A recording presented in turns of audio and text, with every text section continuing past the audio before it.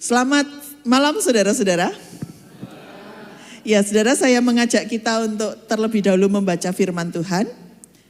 Firman Tuhan hari ini diambil dari temanya ini saudara, diambil dari Injil Lukas pasalnya yang kedua, ayatnya yang ke-8 sampai dengan yang ke-20. Injil Lukas pasalnya yang kedua, ayatnya yang ke-8 sampai dengan yang ke-20. Tema PGI KWI Natal PGI KWI tahun 2024 adalah mari kita pergi ke Bethlehem. Saudara, mari kita bersama memperhatikan Lukas 2 pasal 2 ayat 8 sampai dengan 20. Saya akan membacakan versi TB2. Gembala-gembala. Di daerah itu ada gembala-gembala yang tinggal di padang menjaga kawanan ternak mereka pada waktu malam. Lalu berdirilah seorang malaikat Tuhan di dekat mereka dan kemuliaan Tuhan bersinar meliputi mereka dan mereka sangat ketakutan. Kata malaikat itu kepada mereka, "Jangan takut, sebab sesungguhnya aku memberitakan kepadamu kesukaan besar untuk segala bangsa. Hari ini telah lahir bagimu juru selamat, yaitu Mesias Tuhan di kota Daud. Inilah tandanya bagimu. Kamu akan menjumpai seorang bayi yang dibedung dan terbaring di dalam palungan." Tiba-tiba tampaklah bersama-sama dengan malaikat itu sejumlah besar bala tentara surga yang memuji Allah, katanya, "Kemuliaan bagi Allah di tempat yang maha tinggi dan damai sejahtera di bumi di antara manusia yang berkenan kepadanya."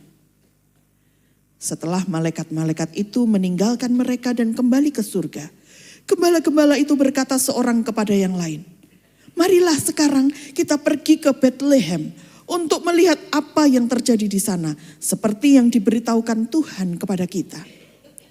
Lalu mereka cepat-cepat berangkat dan menjumpai Maria dan Yusuf serta bayi yang berbaring di dalam palungan. Ketika mereka melihatnya, mereka memberitahukan apa yang telah dikatakan kepada mereka tentang anak itu. Semua orang yang mendengarnya heran tentang apa yang dikatakan gembala-gembala itu kepada mereka.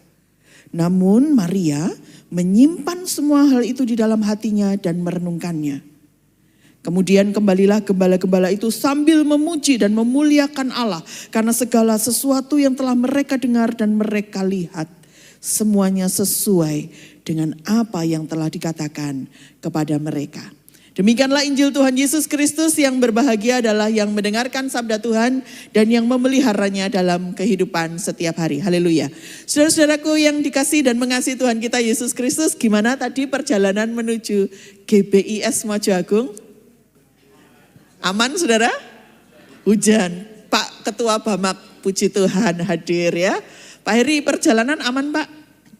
Nyetir sendiri apa bawa driver Pak? Wah, hebat saudara ya, nyetir sendiri. Pak, nanti keluarnya aman tak Pak? Wah, aman, dipuji Tuhan gitu ya saudara ya. Soalnya kemarin itu ada yang ngomong sama saya saudara, waduh kalau keluar dari GBS Mojo Agung itu susah ya Pak Sam ya. Karena di jalan itu kendaraan-kendaraan besar gitu saudara ya.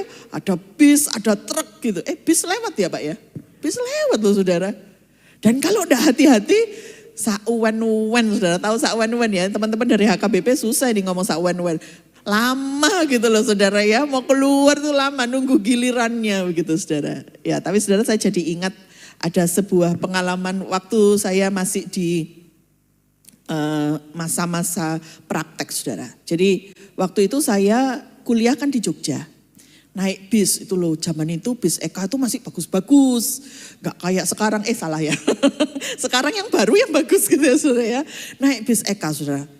Bis Eka itu enggak raja jalanan merek satunya saudara ya. Tapi waktu itu sudah buanter saudara. Dan kalau naik bis itu koyok-koyok gitu ya. Kayak gitu kan kita itu wah lancar jaya. Semua kendaraan itu kecil saudara. Apalagi sepeda motor. Wah, kecil gitu ya. Menangan naik bis itu. Saya enggak tahu Bapak Ibu kalau suka naik bis. Kalau yang naik bis suka yang banter apa yang pelan. Tapi yang banter ya. Iya, apalagi kalau sudah nyelip gitu. Kalau ada yang nggak mau minggir gitu rasanya, kok niku cilik minggiro gitu ya. Kamu itu kecil minggiro gitu ya. Tapi satu kali waktu, dari jauh itu saudara, ini bis yang saya tumpangi itu saudara kenceng saudara. Tapi di jalan depan sana itu saudara, ada motor saudara. Motor itu nengah saudara. Wah, saya mikir ini kuwendele sih, sepeda ini cek kuwendele, cek beraninya gitu ya sepeda motor ini gitu. Lalu saudara, ini saya pikir wah bakal dilibas ini sama bisnya ini. Tapi apa yang terjadi? Bisnya ngerem saudara. Sepeda motor itu loh saudara, bisnya ngerem. Saya kan pakai kacamata, hari itu kacamatanya saya cantolkan. Kecuali saya mau melihat sesuatu dengan jelas gitu biasanya baru saya pakai saudara. Begitu mendekat saudara, saya tahu alasannya kenapa itu bis ngerem saudara. Sopirnya sudah kelihatan, itu motor polisi. Ya, siapa yang berani macam-macam gitu ya. Memang itu cuma motor saudara, tapi itu polisi. Nah kalau itu polisi saudara, cari perkara saudara, bisnya ngeslong ya saudara ya. Nah saudara-saudara luar biasa pengalaman itu bikin saya kemudian berpikir, iya ya meskipun kecil tapi kalau dia punya sesuatu gitu saudara ya, yang besar sekalipun yang ngerem saudara ya. Saya kira inilah hakikat kehadiran kita di dunia ini saudara. Kadang-kadang kita sebagai orang-orang percaya itu mungkin dianggap kecil. Mungkin kita dianggap sebagai orang-orang yang ya ada yang bilang minoritas ngerti apa, mau apa gitu ya. Tapi saudara-saudara, kehadiran saudara 1-2 orang pun itu berharga. Karena saudara dan saya membawa sebuah misi besar. Misi yang besar, visi yang besar. Yaitu menyatakan kuasanya Tuhan yang besar itu. Amin saudara. Wah, tumben saya ngomong amin saudara gitu ya, saya diketawain sama orang GKI. Ya saudara-saudara, firman Tuhan hari ini itu sebenarnya juga bicara tentang di dalam yang mungkin kita tidak duga, yang kecil itu ternyata ada sesuatu yang mengejutkan, sesuatu yang luar biasa. Di dalam Injil Lukas yang tadi kita baca saudara-saudara, itu dinyatakan melalui peristiwa yang dijalani atau diterima, dialami oleh para gembala. Dikatakan di sana bahwa saat itu para gembala itu sedang menjaga kawanan ternaknya. Dan tiba-tiba kemudian datang satu malaikat Tuhan dan para gembala itu menjadi ketakutan, sangat ketakutan. Teksnya ngomong sangat ketakutan. Saya pakai teks TB2 ya saudara, TBLAI 2. Sangat ketakutan. Loh kok bisa mau satu loh itu saudara. Saya jadi membayangkan begini. Kalau satu aja itu bikin mereka sangat ketakutan. Seperti apa ya kira-kira modelannya? Penampakannya itu loh saudara. Ada di sini bapak ibu yang sudah pernah ditemuin malaikat. Medeni saudara ya. Asli medeni gitu saudara ya. Jangan digambarkan seperti yang kartun-kartun gitu, cantik gitu ya saudara. Terus lucu gitu ya, kayak Cupid gitu. Enggak saudara. Buktinya ini loh, ketakutan mereka. Ada kemuliaan yang luar biasa yang dinyatakan. Nah saudara-saudaraku, ini adalah sebuah berita yang baik. Sebuah catatan yang menarik untuk diulas. Kenapa? Yang ditemui oleh malaikat Tuhan adalah gembala. Gembala itu siapa? Saya rasa Bapak Ibu sudah tahu lah cerita gembala ini ya. Gembala itu dikatakan bahwa mereka adalah orang-orang yang terpinggirkan, orang-orang yang tidurnya di padang gurun, di luar beratapkan langit. Iya sih saudara. Tapi sebenarnya saudara lebih dalam dari itu. Saudara bayangkan, gembala di sana itu gak seperti gembala bebek atau gembala kambing di Indonesia. Gembala di sana itu musuhnya adalah bandit dan hewan buas. Bayangkan kalau gembalanya seperti Pak pendetanya HKBP, Pak Daniel Siboro ini ya. Imut-imut gitu ya. Maaf Bu, bukan ini ya. Masih imut gitu ya, mungil gitu ya saudara. Terus menghadapi bandit sama hewan buas saudara. Kira-kira ya apa? Atau seperti Pak Paulus yang ini. Kalau yang satu itu tinggi saudara ya. Pak Paulus Priyono gitu saudara ya. Mungil gitu saudara ya. Terus ketemu hewan buas, ketemu bandit. Apa yang terjadi saudara? Walah. Bisa diduga lah ceritanya bagaimana. Maka saudara-saudara jangan heran kalau gembala-gembala di sana itu modelannya saudara. Penampilannya pasti tidak mungkin modelan halus saudara. Tidak mungkin model-model halus, cakep kayak cogan-cogan cowok-cowok gantengnya Korea gitu ya, opa-opa Korea. Tidak mungkin saudara. Karena mereka urusannya adalah dengan bandit dan dengan binatang buas. Badannya mereka kekar. Tidak mungkin juga mereka orang-orang yang lemah lembut dalam bertutur kata. Tidak mungkin. Kenapa saudara-saudara? Bayangin kalau ketemu bandit, lemah lembut bertutur kata, maaf mau apa ya mas-masnya di sini? Kami mau ngambil hewan ternakmu. Oh maaf itu dilarang loh ya, ini punya pribadi ya. Tidak mungkin saudara. Pasti cara mereka juga ngomong itu ya menakutkan gitu saudara ya. Kosro katanya orang Malang saudara. Saya asli Malang saudara ya. Kosro gitu saudara. Makanya saudara-saudara. Di kalangan orang Yahudi yang sangat mengagungkan pendidikan, kekudusan. Dan sangat mengagungkan keeleganan gitu saudara ya. Orang-orang yang disebut gembala-gembala ini tidak masuk hitungan. Mereka tidak masuk hitungan. Mungkin enggak mereka mandi setiap hari 2 kali kayak kita. Enggak mungkin mereka di padang kok saudara. Bayangin bareng dengan hewan-hewan peliharaan. Baunya kayak apa? Udah enggak usah dibayangkan. Bahkan saudara. Kalau secara sosial mereka itu adalah kelompok yang tidak dihiraukan. Di mata hukum pun mereka itu juga enggak dihitung. Kalau ada persoalan-persoalan hukum saudara-saudara. Kalau ada persoalan-persoalan hukum, yang jadi saksi itu tidak boleh gembala saudara. Kesaksian seorang gembala itu tidak sah. Karena dianggap integritas seorang gembala itu diragukan. Sedalam itu loh saudara-saudara gembala-gembala itu. Dan mereka yang seperti itu statusnya saudara. Yang remeh, yang kecil, yang tidak dihitung. Malaikat Tuhan datang. Gimana mereka tidak ketakutan? Tapi malaikat Tuhan itu mengatakan jangan takut. Sebab aku datang memberitakan kesukaan besar bagi seluruh bangsa. Wow saudara itu sesuatu yang luar biasa. Kita bisa melihat di sini bahwa meskipun di mata dunia, di mata masyarakatnya sendiri, gembala-gembala itu bukan siapa-siapa, kecil. Namun di hadapan Tuhan mereka adalah berharga. Nah saudara-saudaraku yang terkasih dalam Tuhan kita Yesus Kristus, reaksi yang menarik sebenarnya adalah yang ditunjukkan dalam ayat 15 ini saudara, yaitu reaksi dari para gembala. Ketika mereka adalah orang-orang yang biasa tidak dihiraukan oleh orang lain. Ketika mereka menjadi orang-orang yang menyadari betul dirinya itu adalah, mereka itu adalah orang-orang yang gak mungkin bisa gaul sama kalangan elitnya orang Israel gitu ya. Ketika mendengar itu, mereka tidak terjebak dalam rasa rendah diri. Itu penting. Ketika mereka mendengar berita dari malaikat itu, mereka segera mengatakan, mari sekarang kita pergi ke Bethlehem, kita lihat apakah yang terjadi itu sama seperti yang dikatakan oleh malaikat Tuhan itu. Ini artinya apa saudara? Dalam bahasa kita sekarang, check and recheck. Mereka tidak kemudian berhenti, sorry saudara saya ini masih ada batuk, saya izin minum sebentar ya.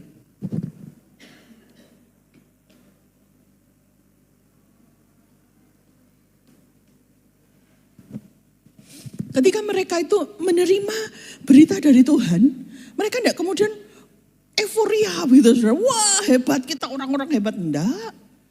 Mereka juga tidak berdiam, walah aku paling ngeprank itu, jangan, tidak usah percaya, enggak juga. Kehadiran Tuhan yang menyapa mereka, membuat mereka kemudian berani untuk mengambil sikap. Dan sikap itu adalah, mari sekarang kita pergi ke Bethlehem, kita lihat apakah yang dikatakan kepada kita itu sama dengan yang dikatakan oleh malaikat Tuhan. Ini besar loh saudara-saudara artinya buat kita. Sangat besar terutama dalam hubungan oikumenis. Dalam hubungan oikumenis bersama dengan gereja-gereja Tuhan.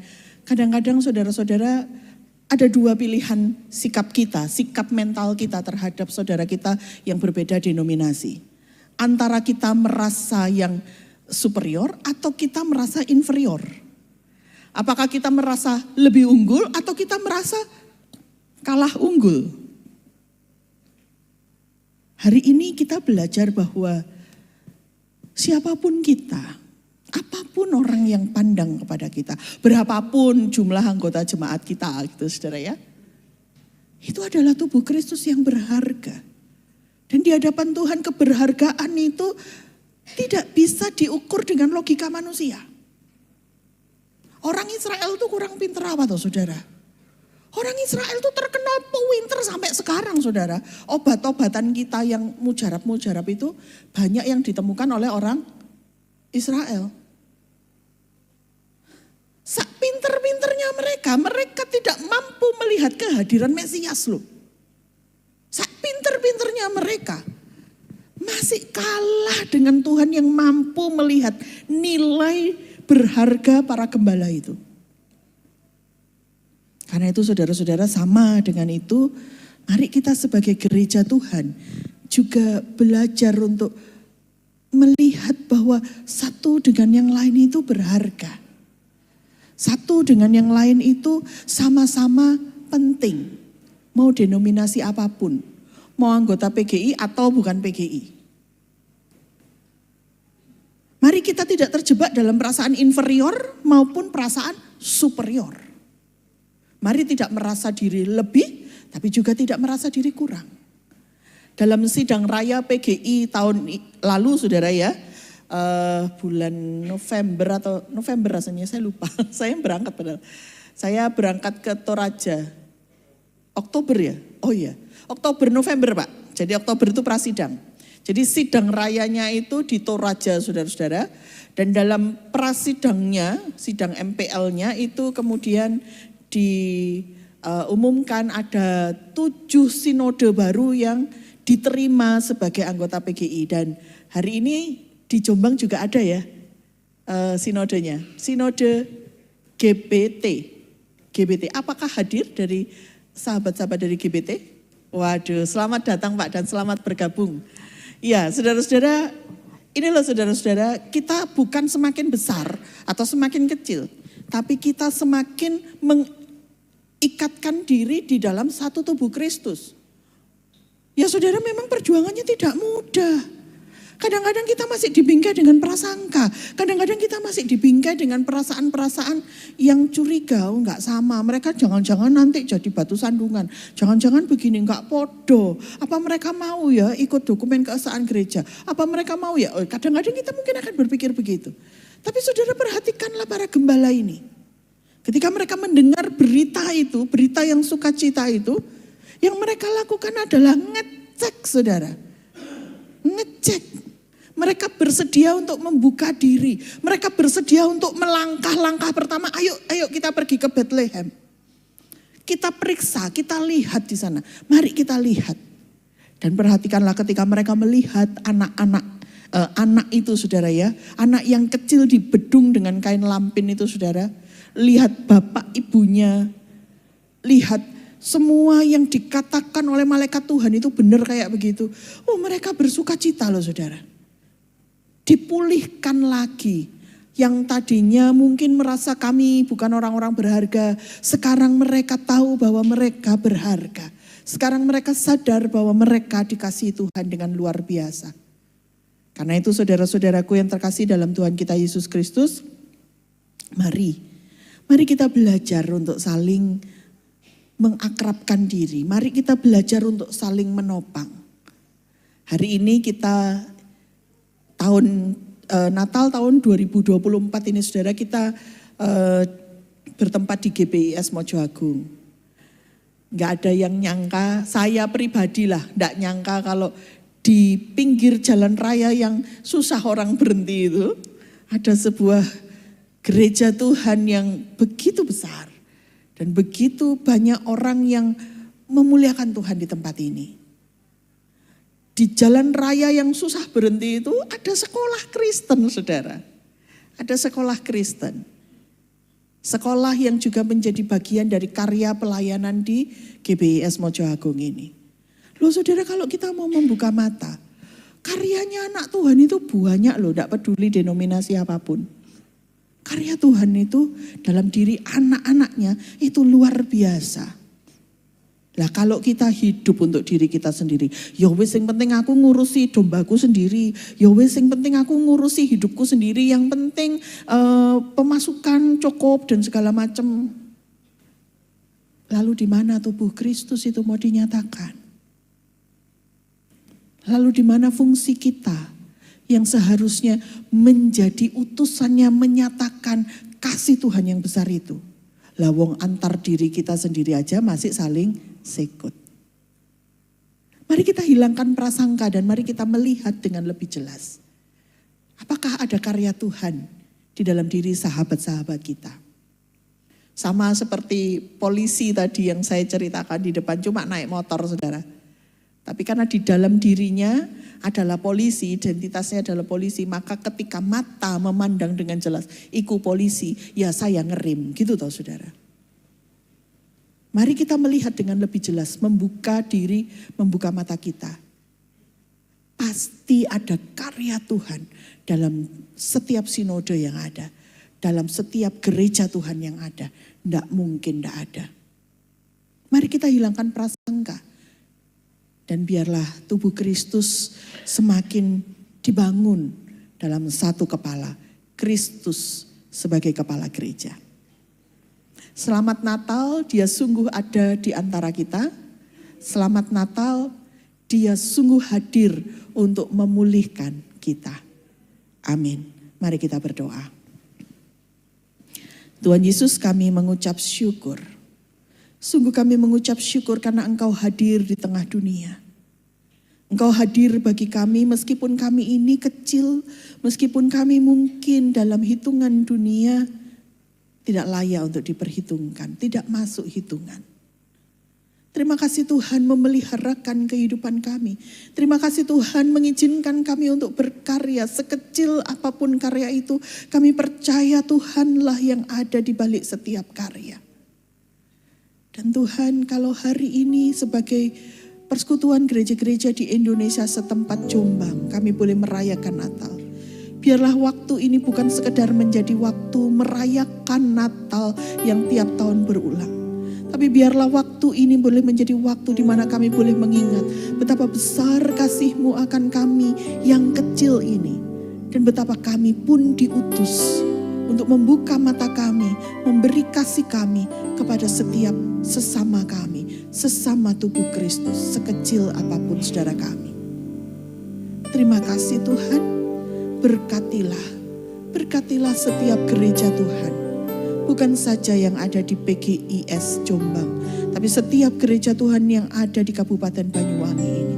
Setiap gereja Tuhan yang ada di seluruh pelosok negeri kami. Dan di seluruh ujung bumi pun sekalipun. Biarlah Tuhan sendiri yang menguduskan, menopang dan menguatkan. Karena demikianlah Engkau hadir di tengah dunia ini. Kami menyerahkan ya Tuhan, firman Tuhan yang kami dengar hari ini. Hanya di dalam nama Tuhan Yesus Kristus. Amin.